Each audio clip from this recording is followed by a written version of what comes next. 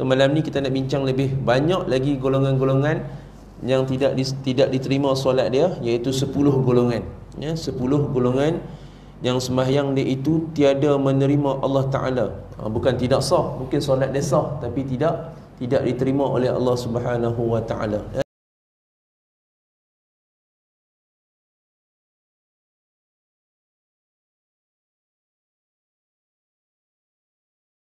المغضوب عليهم ولا الضالين آمين.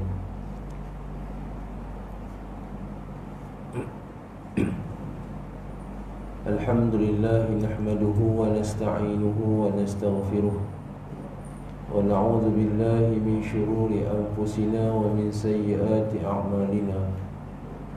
من يهده الله فلا مضل له ومن يضلله فلا هادي له. أشهد ونشهد أن لا إله إلا الله وحده لا شريك له وأشهد أن محمدا عبده ورسوله خير من أرسله. اللهم صل على سيدنا محمد وعلى آله وصحبه ومن تبعهم بإحسان إلى يوم الدين. سبحانك لا علم لنا إلا ما علمتنا إنك أنت العليم الحكيم. رب اشرح لي صدري ويسر لي أمري واحلل عقدة من لساني يفقه قولي. ربي زدنا علما وارزقنا فهما. ربي يسر ولا تعسر. ربي تمم بخير. أما بعد.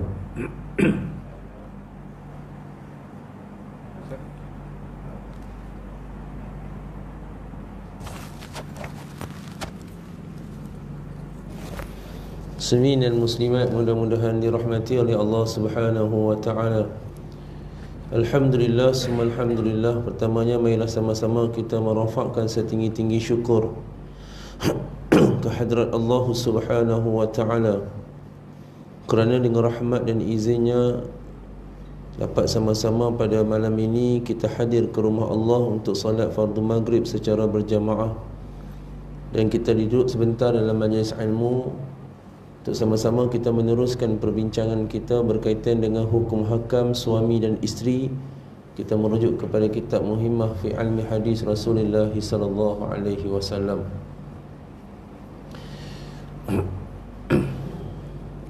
Kau surat apa? Ha? 8.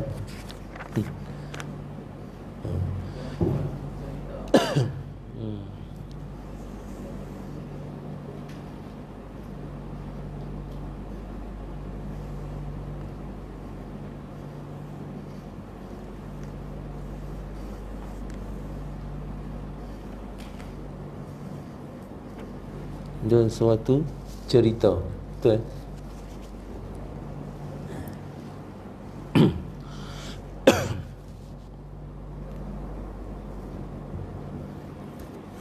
Baik, muka surat 8 ya. Muka surat 8 di tengah-tengah.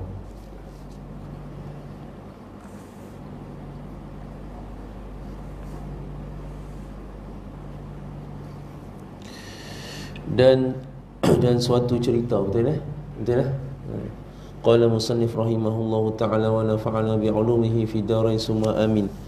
Kata pengarang kitab Muhimmah fi Ilmi Hadis Rasulullah sallallahu alaihi wasallam, dan suatu cerita bermula sembahyang orang yang tiada menerima Allah Ta'ala itu 10 perkara.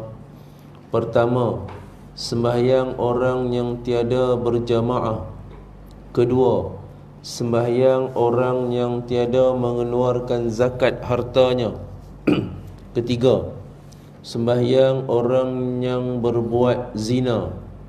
Keempat, sembahyang orang yang memakan riba.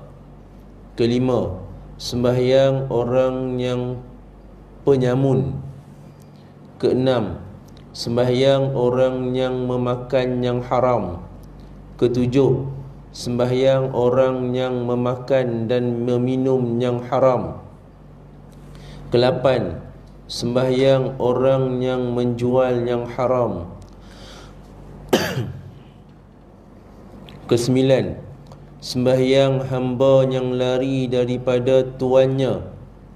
Ke-10, sembahyang perempuan yang masam mukanya atau derhaka atau bertutur dengan marah kepada suaminya.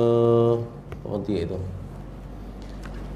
Baik, muslimin dan muslimat yang dirahmati Allah, kita masih lagi membincangkan perkara berkaitan golongan manusia yang tidak diterima solat dia. Sebelum ni kita baca satu hadis daripada Ibn Hibban dan Al-Baihaqi, kan? Dan telah mengeluarkan oleh Ibn Hibban dan Al-Baihaqi, yakni 3 golongan ataupun 3 orang yang tiada menerima Allah Ta'ala bagi mereka itu. Yang pertama, dalam hadis tersebut, hamba yang lari dari penghulunya hingga kembali ia kepada penghulunya. Kita qiyah kepada isteri, dia lari daripada rumah, maka sembahyang dia tidak diterima oleh Allah Ta'ala. Habis itu isteri tak payah lari. Tengok lah, tak payah lari, duduk rumah. Kena pukul, kena tumbuk, duduk di rumah. Suami kita lari, sembahyang tak terima, menangis maklum, teriak dia, sembahyang 30 tahun tak diterima, kan? Boleh jika ada mudarat. Cara tu ada, dia boleh keluar daripada rumah kalau dia mudarat teruk sangat dan dia tidak, kita panggil apa, dia tidak rasa aman dah dekat rumah tadi, melainkan mudarat saja dalam rumah tu, maka dia boleh keluar dengan satu syarat. Dia keluar tu, dia pergi buat laporan polis apa yang berlaku dalam rumah tu, kenapa dia keluar, supaya dia ada satu alasan yang kuat kenapa dia keluar. Jangan keluar buta tuli ya, kan? Tapi kalau dia keluar saja tanpa ada sebab musabab yang diharuskan syarak, yang ni yang kata sembahyang dia, amal kebaikan dia tidak diterima. Yang kedua, perempuan yang marah atasnya oleh suaminya hingga redha ia, yakni isteri yang dimarahi oleh suami sehingga suaminya kembali redha kepada dia, sehingga suami dia maafkan dia, masuk dia ke sini.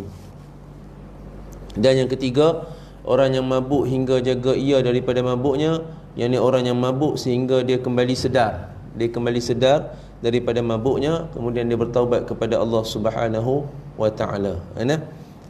Jadi ketiga-tiga ni, hak yang pertama dulu kita baca ni, kena bertaubat kepada Allah. Kalau melibatkan manusia, dia kena minta maaf dengan manusia, kan? Kalau dia mabuk tadi tu, dia melibatkan dia dengan Allah, maka dia bertaubat nasuha, kemudian dia minta ampun dengan Allah Ta'ala. Tapi ada pun nombor 1 dan nombor 2, dia kena buat dua-dua. Taubat kepada Allah pun kena, dia kena pergi jumpa suami dia tadi, kena pergi minta maaf balik. Kena jumpa penghulu dia tadi, kena minta maaf balik. Sebab dia melibatkan dengan manusia. Syarat yang seterusnya, taubat nasuha, dia kena pergi minta maaf dengan manusia kalau ada kaitan dengan manusia. Baik, itu yang pertama dulu kita bincang, dan kita masih lagi membincangkan lagi golongan-golongan yang tidak diterima solat dia. So, malam ni kita nak bincang lebih banyak lagi golongan-golongan yang tidak diterima solat dia, iaitu 10 golongan. 10 golongan yang sembahyang dia itu tiada menerima Allah Ta'ala. Bukan tidak sah, mungkin solat dia sah, tapi tidak diterima oleh Allah Subhanahu wa Ta'ala. Jadi kita kena ambil cara jugalah benar ni, sebab kita sembahyang elok dah, segi rukun fi'li, rukun qawli tu dah sah dah, tapi kita pun tak tahu solat kita tu diterima ataupun tidak. Maka dia kena rujuk balik kepada kehidupan kita. Kalau kita ada suami, kena tengok balik, check and balance balik kita dengan suami kita. Kalau kita ada apa nama ni, isteri dan keluarga, kita kena rujuk balik, tengok balik, muhasabah balik antara kita dengan isteri dan juga keluarga kita. Baru kita tengok solat kita sah ataupun solat kita diterima ataupun tidak. Faham tak tuan-tuan? Solat kita sah, tapi terima tu belum tentu. Sebab Allah Ta'ala tengok pula kehidupan kita, hubungan kita dengan suami, hubungan kita dengan isteri, hubungan kita dengan anak-anak, hubungan kita dengan keluarga, hubungan kita dengan mak ayah, apa semua. Allah Ta'ala tengok balik semua tu balik. Jadi sebab itu dalam kehidupan kita ni, kita bukan semata-mata jaga sembahyang yang wajib ni saja. Kita kena ada juga jaga hubungan dengan manusia yang lain, terutama yang melibatkan ada kewajipan dan tanggungjawab.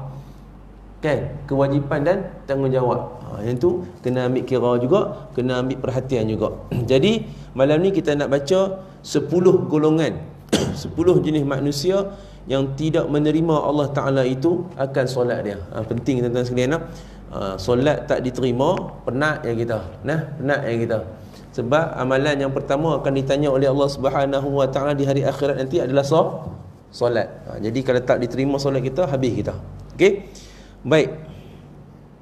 Yang pertama iaitu solat sembahyang ataupun solat yang tiada berjamaah. Lagu mana ni? Lagu mana yang dikatakan sembahyang orang yang tiada berjamaah? Adakah orang sembahyang di rumah seorang-seorang tu yang tidak diterima Allah Ta'ala? Sah solat maghrib tadi tapi tak diterima Allah. Maksud sembahyang yang tiada berjamaah ini ialah dia tidak solat di masjid ataupun surau walaupun dia mendengar laungan azan. Malam ni sasul banyak. Pasal akad nikah banyak ni. Khutbah 6 kali. Dia tak larat suara tak ada. Khutbah 6 kali. Tuan faham saja. Start pukul 8.30 pagi akad nikah dah. Dah siap. Tapi tak apa, tengah hari kena nasi kambing pula. Hilang letih. Baik. Yang pertama sembahyang orang yang tiada berjamaah, yakni sembahyang orang yang tidak solat berjamaah di masjid atau surau walaupun dia mendengar laungan azan. Maksud mendengar laungan azan atau iqamah kata ulama. Walaupun dia mendengar azan, laungan azan dan laungan iqamah, tapi dia tidak mai sembahyang solat berjamaah di masjid atau surau. Yang maksud suara azan atau iqamah inilah suara asli Bilal tanpa menggunakan pembesar suara. Suara asli Bilal tanpa menggunakan pembesar suara. Yang ni lah ni kita duk dengar pembesar suara lah, kan? Tapi kalau katakanlah pembesar suara tak ada, contoh elektrik tak ada kan, tapi nak azan jugalah. Nak azan juga. Kita pun azan lah. Azan. Duduk kat luar tu azan, buka pintu apa semua ni kita azan. Pasal panas kan. Buka. Kita azan lah. Allahu Akbar, Allahu Akbar. Agak-agak suara Bilal tu, rumah yang sebelah surau ni dengar tak? Dengar tak? Dengar tak maklum? Kalau orang maklum hujung sana dengar tak? Tak. Hak ni dekat ni dengar tak? Hak ni dengar. Dia pun dengar suara. Siapa sembahyang? Oh, Bilal kita. Oh, suara imam kita. Kan? Habis tu dia tak pergi masjid, dia tak pergi surau sembahyang. Yang tu sembahyang di rumah tanpa uzur syar'i. Yang tu yang kata ulama sembahyang dia tidak diterima oleh Allah Subhanahu Wa Ta'ala. Ataupun kata ulama dia main masjid tau. Dia main masjid. Kan? Lepas tu Tok Bilal pun qomat, Allahu Akbar, Allahu Akbar. Kan? Dia tak ikut jemaah tu. Sedangkan Tok Bilal tu qomat, kalau tak pakai mikrofon pun di dalam masjid lah. Confirm dengar lah. Kalau tak pakai mikrofon pun dengar lah. Kan? Dia solat seorang-seorang. Dia tak mau ikut jemaah. Itu. Maksud dia dengar suara asli Tok Bilal tu. Dia dengar suara asli Tok Bilal tu. Dia dengar suara azan Tok Bilal ataupun dia dengar suara iqamah Tok Bilal tanpa Tok Bilal tu menggunakan pembesar suara. Wah, seronok tuan-tuan duduk rumah dekat masjid surau. Tapi ada ujian dia. Kan? Ada ujian dia. Kita hak duduk ujung sana tu, hak lorong 19 18 tu kan dengar. Kan? Tok Bilal azan kat sini kan. Kita duduk dekat Muhtadin Cafe tu dengar. Kalau tak pakai pembesar suara. Dengar tak? Dengar tak dengar? Dengar kan? Tiba-tiba hak bakar sate dengan goreng mi tak main semayang. Mereka dengar tak? Dengar? Mampu tak kita buat sate kat aku. Ni contoh paling dekat. Tak? Contoh paling dekat. Tok Bilal azan Allahu Akbar, Allahu Akbar tak dengar pembesar suara pun. Tapi hak bakar sate pun dengar, hak yang bancuh hayang dengar, goreng mi kotiau pun dengar. Kan? Lepas tu dia tak main sembahyang ni jemaah. Lepas tu sembahyang kat mana? Dia tak main sembahyang jemaah, dia dengar kita jemaah dia. Tak apa, tak kira habis jemaah tu sembahyang. Tu bahaya. Rumah dekat dengan surau masjid bahaya. Kafe dekat dengan masjid surau bahaya. Tak? Habis duduk kafe bertang walk tak apa kan? Kan? Contoh jangan nak marah orang tadi kafe tak? Tapi nak buat contoh paling dekat. Lagu tu. Jadi duduk dekat ni seronok, tapi kena hati-hati masa ujian yang besar ni kena mai. Adapun kita ni digalakkan orang lelaki jangan duduk jejuh ni kan. Dah masuk waktu azan kita mai, digalakkan orang perempuan pun mai. Jaga adat, jaga aurat dan sebagainya, tak ada masalah, diharuskan. Okey. Baik, faham noh? Faham. Sekejap lagi jangan duk pergi buat satu fatwa pula pergi kata orang puan tak main masjid surau. Ustaz Asnur kata mayang puan tak sah di rumah. Ada dengan syarat dia dengar suara Bilal dengan apa nama ni azan dengan iqamah, suara asli dia tu lah, suara asli dia tu. Okey, kelas habis. Itu yang pertama, solat yang tiada berjamaah. Yang kedua iaitu sembahyang orang yang tiada mengeluarkan zakat hartanya. Sembahyang orang yang tidak mengeluarkan zakat. Mengeluarkan zakat ni rukun Islam. Mengeluarkan zakat ni rukun Islam. Tuan-tuan dobik sikit surah At-Taubah ayat 103. Surah At-Taubah ayat 103 tu Allah Ta'ala terangkan kenapa yang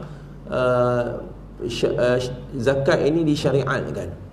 Di antaranya Allah Ta'ala sebutkan dalam surah At-Taubah ayat 103, Allah Ta'ala berfirman, a'udzubillahi minasyaitonirrajim, khudh min amwalihim sadaqatan tutahhiruhum wa tuzakkihim biha wa salli alaihim inna salataka sakanun lahum wallahu sami'un alim. Sadaqallahul azim. Allah berfirman yang bermaksud ambillah, Allah beritahu kat Nabi SAW, ambillah sebahagian daripada harta mereka untuk menjadi sedekah. Sedekah dalam kurungan ni zakat. Supaya apa? Ni tujuan zakat tu, supaya dengan yang kau ambil sebahagian daripada harta mereka untuk zakat itu, tutahhiruhum, engkau membersihkan mereka dari dosa. Tu dia tujuan zakat ni, nak bersihkan dosa kita ni. Kita bayar zakat untuk bersihkan dosa kita. Wa tuzakkihim biha, dan mensucikan mereka, yakni mensucikan mereka dari akhlak yang buruk. Ni kesan dia. Tu tujuan bayar zakat ni. Satu, nak mensucikan harta, nak ampunkan dosa. Yang ketiganya apa dia tuan-tuan sekalian? Untuk mensucikan kita ni, yakni mensucikan daripada perangai akhlak yang buruk dengan berzakat. Dengan berzakat. Baik. Yang ni suami kena ambil tahu lah. No? Kau tahu zakat fitrah ya? Ya. Suami kena ambil tahu. Ya. Kemudian kata Allah, wasalli alaihim, dan doakanlah untuk mereka. Nampak orang bayar zakat doa. Khutbah Jumaat lah ni yang Pulau Pinang kan, ada di khutbah kedua lah kalau Tok Imam baca, Tok Khatib baca kan, Tok Khatib mendoakan kepada mereka-mereka yang membayar zakat. Yang membayar zakat. Kita bayar zakat fitrah, ambil doa kat untuk kita tak? Doa tak? Doa. Ada tak ambil tak doa untuk kita? Allah Ta'ala kata apa? Ambil zakat, lepas tu orang yang bayar zakat, wasalli alaihim. Tuhan kata, wasalli alaihim, doakan untuk mereka. Siapa mereka ni? Orang yang bayar zakat. Kena doa untuk orang bayar zakat. Walaupun orang yang bayar zakat tu dia tidak pergi pusat zakat, dia pergi personal. Dia tahu asnaf kan? Dia tahu asnaf fakir miskin tau. Dia pergi kat fakir miskin. Tapi kalau fakir miskin tu faham, tak apalah, ngaji. Dia kata ni duit zakat makcik, ni duit zakat saya makcik nah, untuk makcik sekeluarga lah. Dia pun kata alhamdulillah. Doalah sikit untuk dia, wasalli alaihim. Bukan hak bayar zakat tu doa kat fakir miskin. Hak fakir miskin tu doa untuk bayar zakat tau. Alhamdulillah, terima kasihlah Hajjah. Semoga Hajjah dan keluarga berbahagia, hendaknya dunia dan akhirat dimurahkan rezeki. Amin ya rabbal alamin. Tu adab dia. Kalau katakan dia terlupa, kita ingatkan, kita bagi. Terima kasih Hajjah. Kita duk tunggu dia. Buat doa gitu. Habaq dia. Tuan, doa sikit untuk saya. Minta dia doa. Doa Melayu pun tak apa, dia doa yang minta. Selalunya orang kata apa? Agar Tuan dimurahkan rezeki. Cukup lah. Wasalli alaihim. Itu. Inna salataka sakanul lahum. Kata Allah, sesungguhnya doamu itu akan menjadi ketenteraman bagi mereka. Tenang hati kita. Tenang hati kita. Orang doakan untuk kita kan. Walaupun banyak RM7 zakat fitrah pun, Tok Imad, Tok Amil tu doakan untuk kita, tenang hati kita. Tambah-tambah kita keluar zakat hak banyak-banyak ni, dia doakan kita, semoga hajjah dengan haji berbahagia, murahkan rezeki. Tenang hati kita. Kita doa mereka. Nah, okey. Wallahu sami'un alim, dan Allah itu maha mendengar lagi maha mengetahui. Ini tujuan zakat. Tujuan zakat. Okey.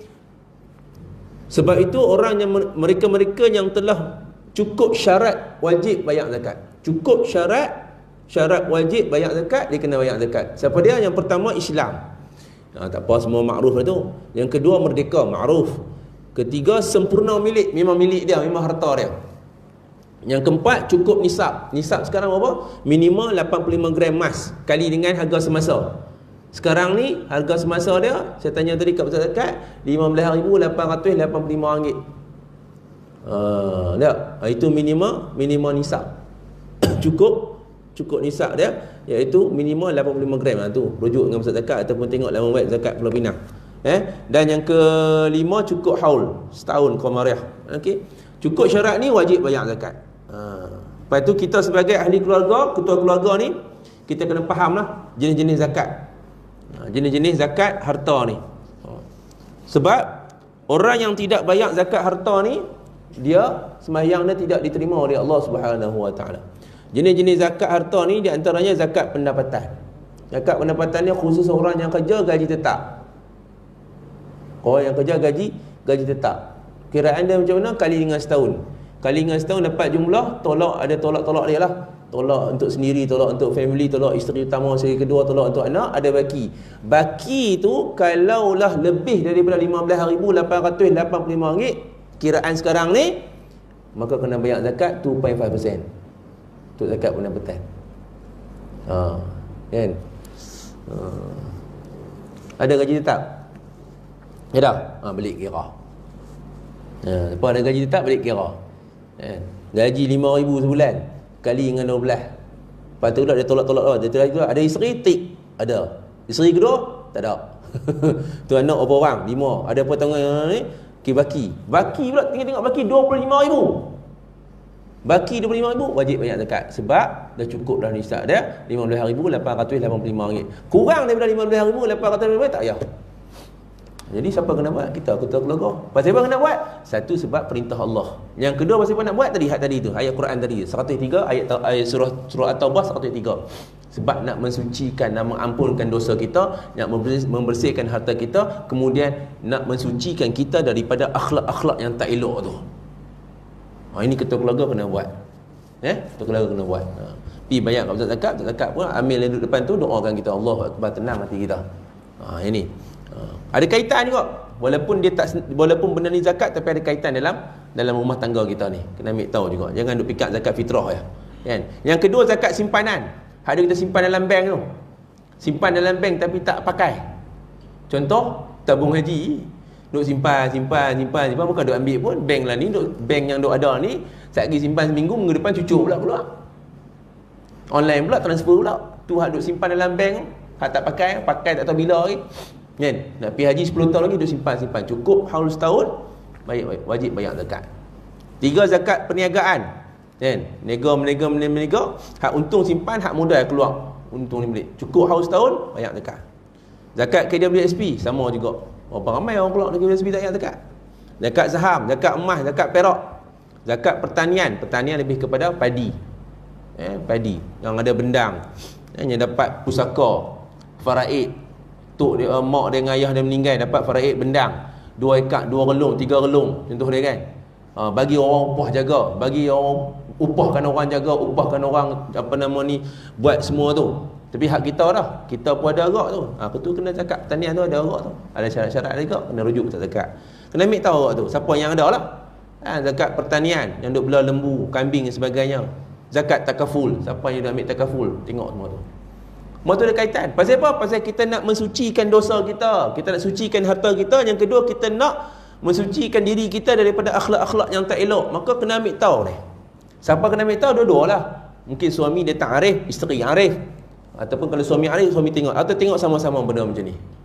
Bukan sekadar kita nak elak daripada solat kita ni tidak diterima, tapi berkaitan dengan keluarga kita. Berkaitan dengan keluarga kita. Allah Ta'ala akan ampunkan kita, keluarga kita. Allah akan berikan rahmat dalam keluarga kita.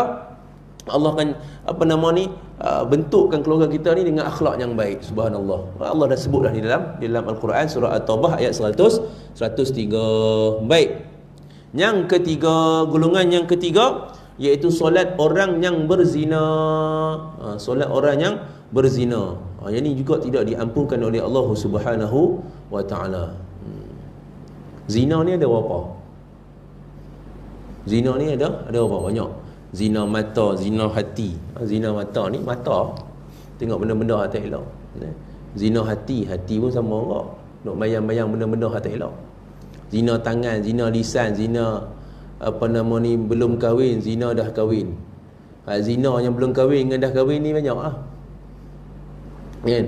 Zina yang belum kahwin ni dia yang duk keluar anak-anak nak nikah tu, zina sebelum kahwin. Zina sebelum kahwin, mengandung, lepas tu kahwin. Tak, kahwin dengan orang yang kita zina tu, perempuan tu kahwin. Lepas tu sebelum kahwin dah mengandung dah hasil perbuatan zina. Lepas tu anak tu dah besar, dapat anak perempuan pula, anak dah besar. Boleh tak ayah tu jadi wali? Tak boleh. Walaupun lahir lebih daripada 6 bulan ke 7 bulan ke, yang penting kena tanya. Kena tanya dulu. Saya pernah pengalaman lah, bila pegawai suruh tanya tu, kita pergi tanya. Nak tanya ni, susun ayat tu berpeluh dahi. Nak tanya dekat pegawai, kata, Ustaz, pergi tanya tak ni? Ni 6 bulan 2 minggu dah ni. Pergi tanya Ustaz kat dekat ni, dekat pemohon. Kita ada fikir nak tanya kat pemohon, dia mana kan tahu apa? Kan? Nak tanya dekat suami dia, ayah dia, sat lagi melenting pula. Kan? Tak melenting pula. Dia orang lelaki kan, ego. Yang tanya pula lelaki pula. Pergi. Kita tanya kat mak dia kot. Dapat nombor telefon mak dia. Telefon mak dia. Tanya, Kak, minta maaf no. Kata, saya nak tanya ni Kak. Kak jangan marah, Kak jangan kecil hati no. Anak Kak yang nak kahwin ni, Kak mengandung sebelum nikah ke Kak mengandung lepas nikah? Yang kawal tu, Ustaz jangan beritahu kat mereka semua no. Pasal apa Kak? Kak mengandung dia ni sebelum nikah. Allah. Tak boleh wali tu menjadi wali hakim tetap nak luar nikah. Kan? Melainkan depa kahwin, okey, mengandung setelah kahwin, kemudian anak tu lahir 6 bulan, katakan 6 bulan 3 minggu contoh dia kan. Maka tanya kat perempuan tadi, isteri tadi, Kak anak ni, Kak mengandung dia ni masa sebelum nikah ke lepas nikah? Lepas nikah. Anak ni lahir pramatang. Apa pegang tu? Tu pun ada juga kes mula-mula mengaku tu anak dia, sungguh mengandung lepas nikah. Lepas 6 tahun telefon balik, Ustaz, anak saya hak nikah 6 tahun lepas tu, anak nak nikah, saya mengandung lepas nikah. Pening kita. Itu kena bawa ke mahkamah, tuan sekalian. Zina dah nikah ni,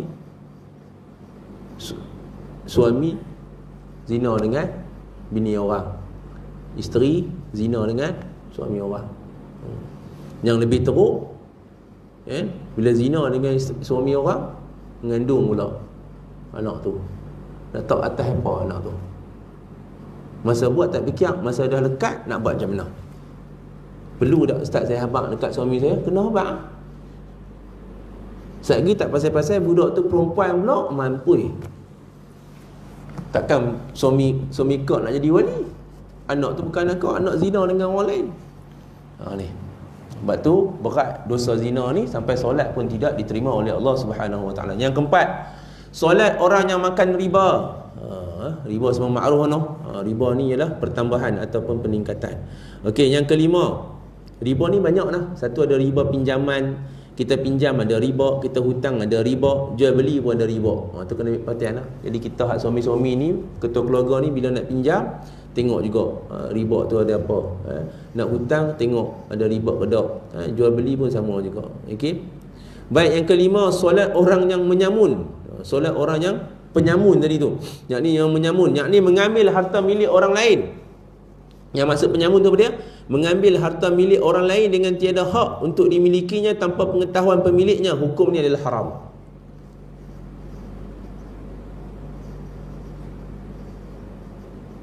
Paling tak sedap kita ambil buah pokok jiran kita. Kan? Itu paling dekat tu. Takkan kita nak pergi curi motor dia. Tak. Yang biasa-biasa lah. Pun kena minta izin daripada dia lah.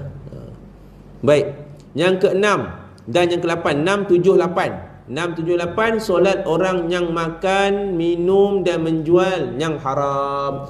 Orang yang makan benda yang haram, orang yang minum benda yang haram, dan orang yang menjual benda yang haram. Ni semua solat dia tidak diterima oleh Allah Subhanahu wa ta'ala. Contoh minuman yang haram, khamar lah, arak lah, dadah dan darah dan juga minuman yang diminum dalam bejana emas. Yang ni kita tak ada lah kot. Tak ada lah kot dalam istana-istana zaman dulu tak tahu lah kot. Dia buat duit banyak sangat, buat pinggan, buat bekas daripada emas minum. Tu kaya sangat tu. Baik, yang ke 9, hamba yang lari dari tuannya, dia boleh dikiaskan kepada seorang isteri yang lari dari rumahnya. Kita dah bahas dah benda ni pada hadis yang daripada Ibn Hibban tadi tu. Baik, yang ke-10, ni kita nak bincang.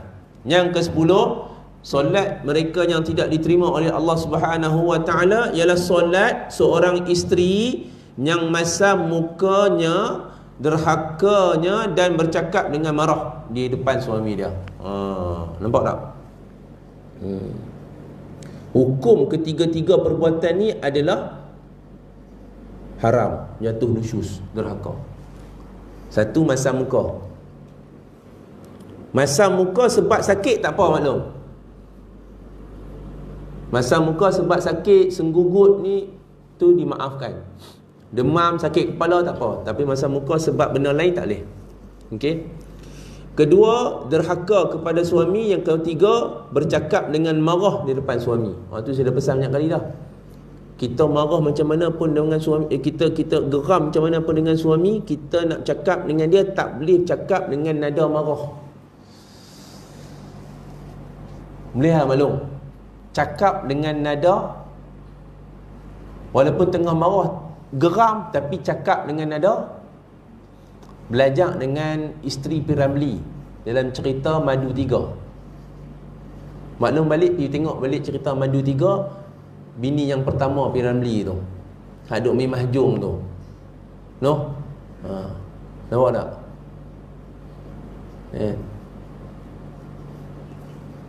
Dia tanya macam mana kat suami dia. Apa nama dia? Piramli berlakon sebagai apa? Ramli ke? Jamil.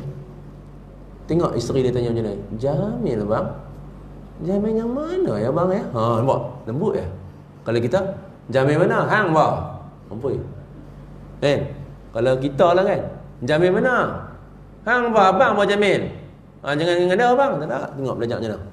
Jamil mana ya bang ya? Oh, Jamil itu ya. Jamil itu bukan dah kahwin ke bang? Tengok ayat dia. Macam tu maksud dia. Walaupun kita nak marah, tapi cakap benar elok. Kalau boleh jangan marah. La taghdab falakal jannah. Siapa yang tahan marah, dia akan masuk syurga. Jadi isteri dia kena belajar. Dia kena belajar cara bercakap tu. Melainkan dia memang dilahirkan memang cakap jadi macam nak marah. Memang lahir-lahir orang jenis cakap lagu tu. Tak tahulah, wallahu a'lam ada ke? Ada ke macam tu? Sedangkan orang perempuan dilahirkan dengan lemah lembut. Kan? Wallahu a'lam. Tapi kena ubah. Okey? Jadi mana-mana isteri yang melakukan 3 perkara tadi, dia masam muka, derhaka dan bercakap dengan marah depan suami dia, hukum dia nusyuz, derhaka. Nusyuz. Baik.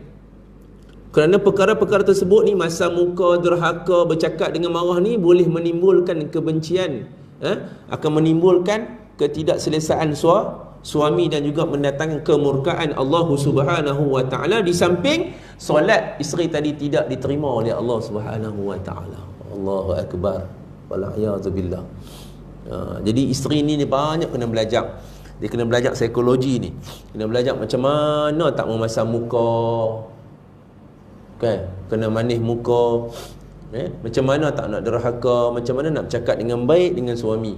Kena susun ayat, tak boleh bercakap mengikut nafsu, tak boleh cakap kepentingan diri kita, cakap sebab sayang dekat suami.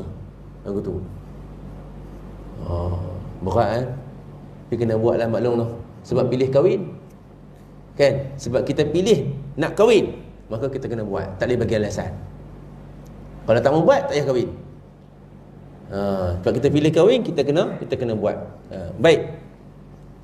Itu 10 perkara nah, 10 perkara. Baik. Dalam hadis yang lain, dalam ni tak ada nah. Dalam ni tak ada. Saya nak kongsi sikit. Nabi SAW bersabda, sesiapa sahaja seorang isteri bermuka muram atau bermuka masam di depan suaminya, maka ia dalam kemurkaan Allah Subhanahu wa taala, sehingga ia dapat membuat suasana yang riang gembira kepada suaminya dan memohon keredaan dia. Tu dia. Barang siapa yang bermuka masam, bermuka muram di hadapan suami dia, maka dia berada ketika itu dalam kemurkaan Allah. Allah marah kat dia, Allah murka dekat dia. Okey, dah lah solat dia tak diterima, Allah murka kat dia lagi, sehingga isteri tadi dapat membuat satu suasana yang riang gembira kepada suami dia. Pujuk balik dah, minta ampun balik dan sebagainya, dan memohon keredaan dia, minta maaf balik dekat suami dia. Okey, maka kesimpulan dia tuan-tuan sekalian, okey, yang ke-10 ni, yang penting ni, kita nak fokus yang ke-10. Apa tindakan yang perlu dilakukan oleh isteri? Apa perkara yang perlu diubah oleh isteri? Okey, yang pertama, untuk tidak, kita panggil apa tadi? Untuk untuk mengelakkan daripada masam muka, okey, untuk elak daripada derhaka, untuk nak mengelak daripada bercakap dengan marah depan suami, beberapa perkara ini perlu diambil perhatian dan perlu diubah. Yang pertama, sambut suami dengan air muka gembira dengan senyuman. Ini tak ada dalam kitab Mihimah. Okay? Yang pertama yang kena buat apa dia? Isteri kena sambut suami dengan air muka gembira dengan senyuman. Sambut suami, senyum. Boleh buat belum? Ya. Buka emas tu, buka emas. Jangan sambut suami dengan emas, buka emas. Ya? Kedua, tunjukkan wajah semanis mungkin di depan suami. Ni dia. Walaupun tengah geram kan.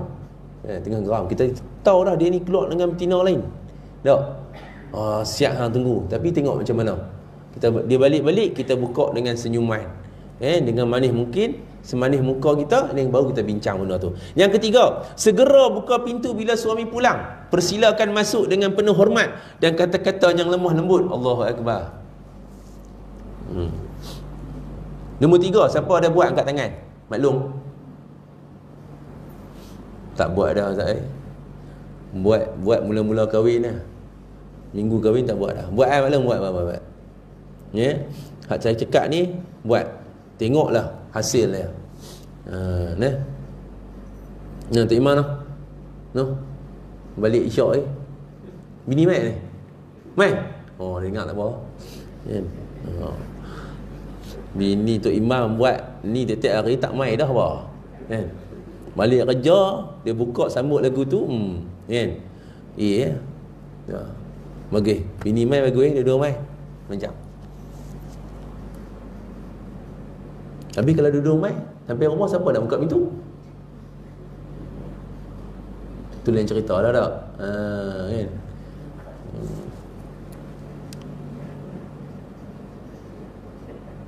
Takkan turun-turun kereta isteri pergi buka pintu untuk suami? Ke suami buka pintu kereta untuk isteri? Kau buka nyeri? Kak nyeri kak no. Kereta dah ni dah, kereta aku bayar bulan-bulan. Baik, ini kalau suami isteri di rumah nak sambut suami. Yang keempat, sambut tangan suami dan cium serta minta maaf.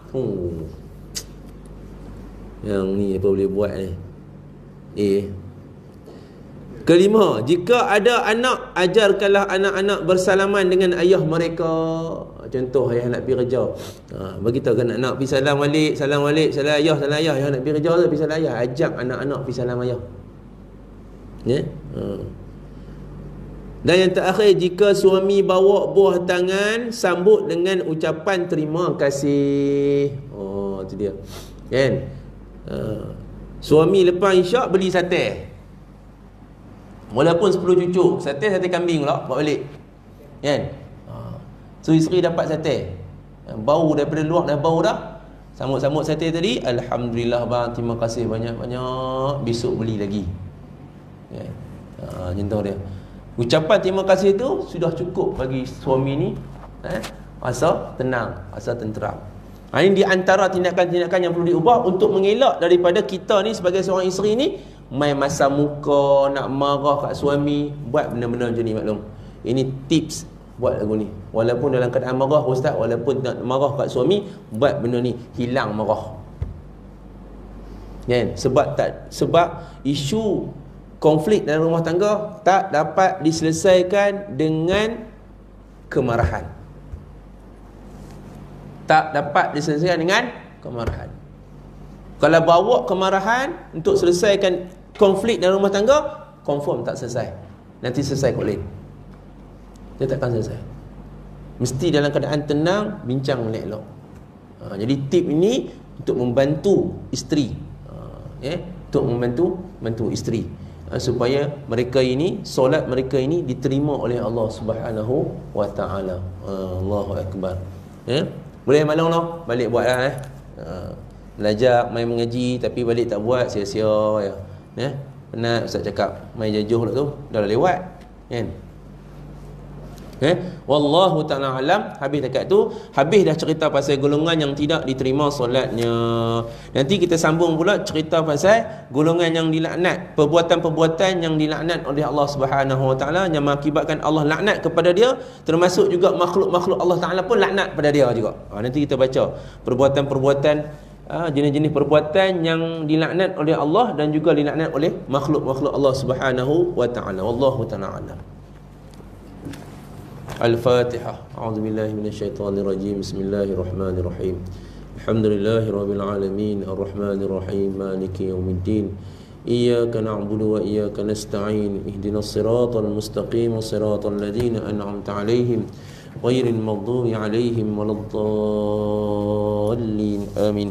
A'udzubillahi minasyaitonirrajim. Bismillahirrahmanirrahim. Alhamdulillahirabbil alamin, wassalatu wassalamu ala asyrafil anbiya'i wal mursalin wa ala alihi wa sahbihi ajma'in. Ya Allah, ya Tuhan kami, ampunkanlah dosa kami ya Allah. Ya Allah, ampunkanlah dosa pasangan kami ya Allah. Ya Allah, ampunkanlah dosa suami kami ya Allah, dosa isteri kami ya Allah, dosa anak-anak kami ya Allah, dosa kedua ibu bapa kami ya Allah, sama ada mereka masih hidup ataupun mereka telah pergi meninggal dunia. Ya Allah, ya Tuhan kami, Kau berikanlah petunjuk, Kau berikanlah petunjuk dan hidayah serta taufik-Mu ya Allah kepada pasangan kami ya Allah, kepada isteri, suami, anak-anak kami ya Allah. Ya Allah, ya Tuhan kami, Kau campakkanlah perasaan kasih dan sayang kepada kami ya Allah, kepada pasangan kami ya Allah, kepada anak-anak kami ya Allah, ke dalam keluarga kami ya Allah. Ya Allah, ya Tuhan kami, Kau berikanlah kebahagiaan kepada keluarga kami ya Allah. Ya Allah, ya Tuhan kami ya Allah, Kau kumpulkanlah kami semua ya Allah, satu keluarga ya Allah, di dalam syurga-Mu ya Allah. Ya Allah, ya Tuhan kami ya Allah, Kau lindungilah kami ya Allah, Kau peliharalah kami ya Allah daripada musuh-Mu ya Allah, syaitan laknatullah ya Allah, daripada mengganggu kami ya Allah, pasangan kami ya Allah, ahli keluarga kami ya Allah, anak-anak kami ya Allah. Ya Allah, ya Tuhan kami, Kau berikanlah kami kekuatan ya Allah untuk menuntut ilmu ya Allah. Ya Allah, ya Tuhan kami ya Allah, Kau berilah kami kekuatan untuk menjaga salat dan perintah-perintah-Mu ya Allah. Kau berilah kami kekuatan ya Allah untuk meninggalkan segala larangan dan tegahan-Mu ya Allah. Rabbana hab lana min azwajina wa zurriyyatina qurrata a'yun واجعلنا للمتقين إماما. ربنا آتنا في الدنيا حسنة وفي الآخرة حسنة وقنا عذاب النار. وصلى الله على سيدنا محمد وعلى آله وصحبه أجمعين والحمد لله رب العالمين. تقبل الله منكم وبالله التوفيق والهداية. السلام عليكم ورحمة الله وبركاته.